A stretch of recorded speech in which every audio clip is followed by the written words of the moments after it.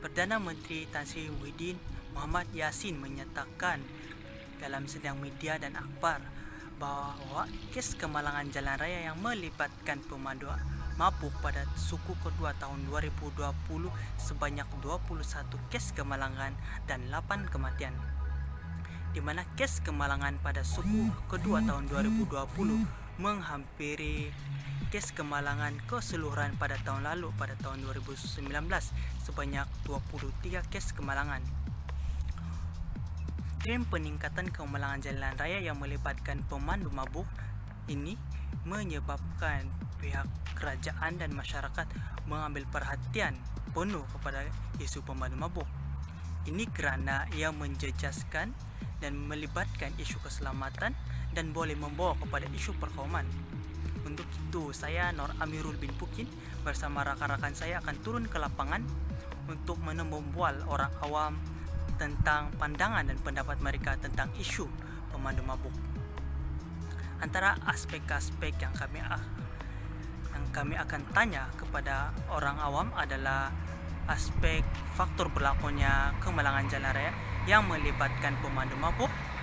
Yang kedua, kami akan bertanya pandangan mereka terhadap minuman arak mengikut kaum dan agama. Dan yang ketiga adalah undang-undang dan pengaruhnya kepada tren peningkatan kemalangan jalan raya.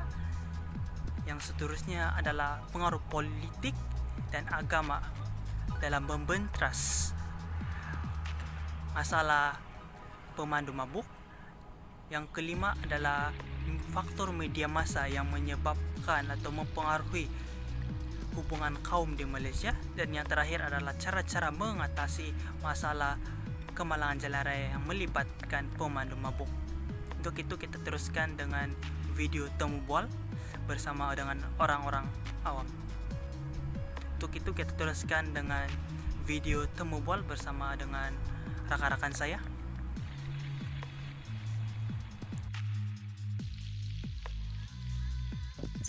Nama saya Muhammad Syamil bin Khairul-Zaman. Saya pelajar Universiti Putra Malaysia. Saya ingin menginterview Encik Ravi Shankar berkaitan dengan pemandu mabuk di Malaysia. Jadi saya ingin bertanyakan beberapa soalan kepada Encik Ravi. Seperti baru-baru ini banyak kes pemandu mabuk di Malaysia dan trend ini semakin tiap-tiap tahun semakin meningkat. Jadi saya ingin bertanya kepada Encik Ravi, dari pandangan Encik Ravi terhadap arak, pandangan kaum India, apakah pandangan kaum India terhadap arak? Silakan Encik Ravi. Terima kasih. Saya rasa kalau bagi orang India, arak adalah tidak baik. Kalau ikutkan, sebab memang arak mempunyai benda yang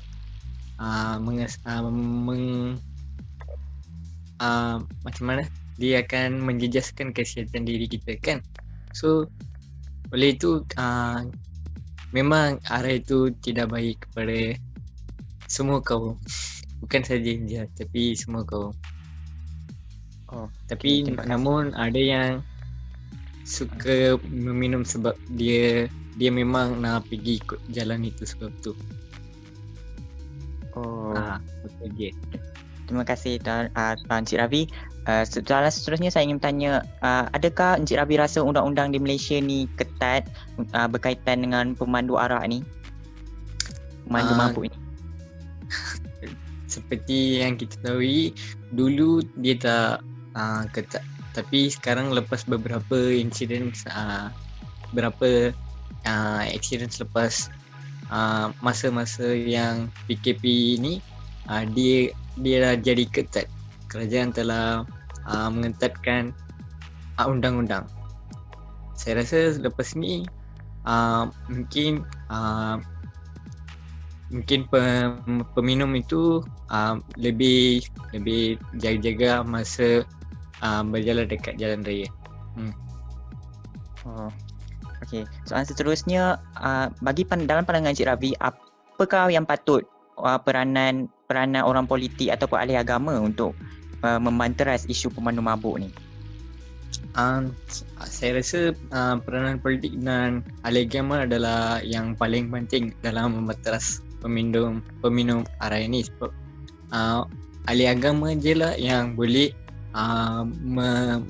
macam mana dia boleh menukar pandangan peminum itu dari segi lain. Sebab dia orang boleh melakukan kempen atau mana-mana ceramah yang boleh memberi kesan kepada peminum arak itu supaya menjadi supaya bertukar. Oh, baiklah. Encik Ravi, liputan media massa dan isu pemandu mabuk ni menjadi hangat di media sosial kerana banyak masyarakat Melayu mengatakan bahawa orang Melayu yang menjadi mangsa kepada pemandu mabuk ni. Dari pandangan Encik Ravi, adakah ini benar? Adakah ini betul? Dari pandangan saya rasa semua kaum yang telah menjadi mangsa kepada perkara macam ini, sebab bukan saja Melayu tapi orang India dengan orang Cina pun yang ada yang meninggal dunia masa peristiwa macam itu. Media sosial hanya untuk dia orang letak macam tu untuk membesarkan isu yang kecil je. Sebab kalau kita tengok ni peristiwa macam ni adalah bukan masalah kaum. Sebenarnya ia adalah masalah negara kita. So kita haruslah bekerjasama untuk membanteras isu ini. Baiklah, soalan yang terakhirlah saya ingin bertanya kepada Encik Ravi. Bagaimanakah cara untuk mengatasi isu pemandu mabuk ni yang meregangkan hubungan antara pelbagai etnik? Apa pandangan Encik Ravi? Saya rasa kerajaan perlu menghadkan pengeluaran arak. Dia orang boleh menghadkan pengeluaran setiap bulan tu. Dia orang boleh kurangkan kepada 50%. Separuh dari yang biasa. So dengan itu kita boleh dapat mengawal orang yang minum arak, bilangan orang yang minum arak. Lagi satu, mereka boleh menghadkan penjualan. Menghadkan penjualan itu sebenarnya kerajaan boleh menetapkan satu masa untuk menjualkan arak supaya sebelum pukul 6 je boleh jual arak. Lepas tu tidak boleh. So dengan ni peminum arak tidak dapat membeli arak dekat mana-mana kedai pada waktu malam. Ia boleh kurangkan isu-isu berkaitan ni. Okey, baiklah, itulah saja soalan yang ingin saya bertanyakan kepada Encik Ravi. Terima kasih banyak kerana meluangkan masa bersama saya. Terima kasih. Faktor yang menyebabkan kemalangan jalan raya berlaku yang melibatkan pemandu mabuk. Baiklah, faktor yang menyebabkan kemalangan yang dikaitkan dengan pemandu mabuk ini adalah kerana sikap mereka sendiri, iaitu sikap tidak bertanggungjawab. Sikap mereka yang tidak bertanggungjawab dengan meminum alkohol yang berlebihan menyebabkan mereka memandu dalam keadaan mabuk. Hal ini dikatakan demikian kerana apabila berlakunya begitu, maka tidak 100% berkemungkinan kita katakan bahawa kemalangan itu akan berlaku kerana mereka berada di khayal-khayalan. Betul Cik Aikal? Berada di khayal-khayalan. Oleh sebab itu, mereka akan melanggar orang-orang yang tidak bersalah. Sebagai contoh dikaitkan dengan isu perkauman. Apabila yang pemandu mabuk itu adalah Cina dan melanggar itu adalah Melayu, maka mereka saling melakukan kesalahan menyalahi, saling menuduh dan menuduh. Oleh sebab itu akan berlakunya perkauman, akan berlakunya pergaduhan dan tidak berkemungkinan sejarah 13 Mei akan berulang kembali kerana peristiwa tersebut. Oleh sebab itu faktor inilah merupakan faktor utama mereka. Sepatutnya mereka perlu menjadi seorang yang bertanggungjawab dalam menjalankan sesuatu perkara kerana mereka tahu bahawa meminum alkohol itu adalah berbahaya untuk memandu di jalan raya. Itu faktornya.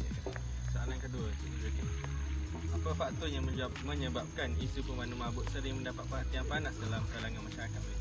Baiklah, 2-3 hari ini dan kebelakangan kita lihat di televisyen, di radio sering diperkatakan berkaitan dengan isu pemandu mabuk. Hal ini dikatakan demikian kerana berlakunya kematian yang disebabkan oleh pemandu mabuk ini kerana mereka tidak sedar apa yang mereka lakukan.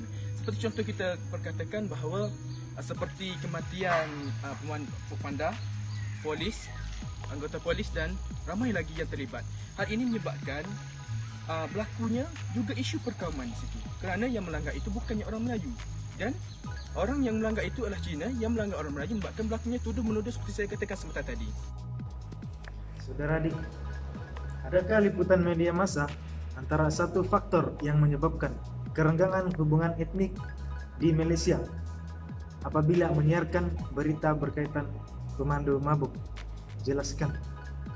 Ya, pada pendapat saya, apabila liputan media massa mengeluarkan berita berkaitan dengan kemenangannya yang membabitkan pemandu mabuk, apabila pembaca iaitu golongan Melayu yang membaca berita tersebut menjadi tidak puas hati dan mengeluarkan kata-kata yang negatif di media sosial, pada masa yang sama juga golongan Cina yang membalas komen tersebut dengan kata-kata yang negatif juga, sehingga menyebabkan rusuhan kaum berlaku di antara kedua belah pihak. Apakah pandangan Puan terhadap undang-undang terakhir pemandu mabuk ini? Adakah ia ketat? Sekarang undang-undang tidak ketat lah. Sebab kita rakyat Malaysia mengharapkan undang-undang diperketatkan supaya pemandu mabuk tidak mengulangi kesalahan memandu secara mabuk lah. Contohnya macam mana? Macam mana terkait undang-undang itu? Contohnya lesen ditarik, undang-undang pemandu yang mabuk tu memberi pampasan kepada keluarga yang telah terlibat dalam kemenangan kes mabuk inilah. Macam mana dengan hukuman penjara? Adakah ia perlu dipertingkatkan juga? Ya. Benar. Hukuman penjara ada melebihi daripada yang sedia ada lah. Pada pandangan anda, apakah langkah atau cara dalam menangani atau mengatasi isu pemandu mabuk? Terdapat 3 langkah, iaitu langkah pertama memperkasakan undang-undang dengan memanjangkan tempoh penjara, meningkatkan harga denda dan mengambil lesen pemandu. Dengan itu, pemandu tidak dapat mengulangi kesilapan lalu. Dan kedua, meningkatkan cukai arak. Dengan meningkatkan cukai arak, oleh itu seharusnya pembelian di pasaran mengurang. Yang ketiga, menetapkan waktu dan masa. Sebagai contoh, pembelian arak ni ditetapkan masa, iaitu sebelum pukul 5 dan selepas 11 malam dilarang. Oleh itu, kadar kemalangan pemandu mabuk dikurangkan. Terima kasih. Berdasarkan temu bual yang dilaksanakan oleh rakan-rakan saya dapati sikap pemandu dan undang-undang yang tidak tegas adalah faktor yang menyebabkan berlakunya kemalangan jalan raya melibatkan pemandu mabuk. Secara amnya, arak adalah tidak sihat dan tidak elok diamalkan oleh setiap lapisan masyarakat tanpa mengira kaum dan agama.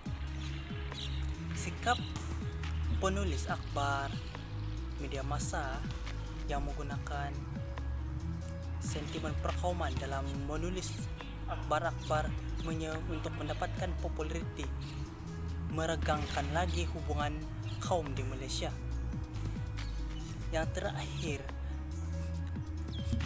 kemalangan jalan raya yang melibatkan pemandu mabuk boleh diatasi dengan 3 langkah. Langkah yang pertama adalah memperkasakan undang-undang sedia ada. Yang kedua adalah meningkatkan cukai arak, dan yang ketiga adalah menghadkan masa penjualan arak. Dengan adanya penglibatan pihak kerajaan dan masyarakat, isu kemalangan jalan raya yang melibatkan pemandu mabuk dapat diatasi. Sekian saja daripada saya. Terima kasih.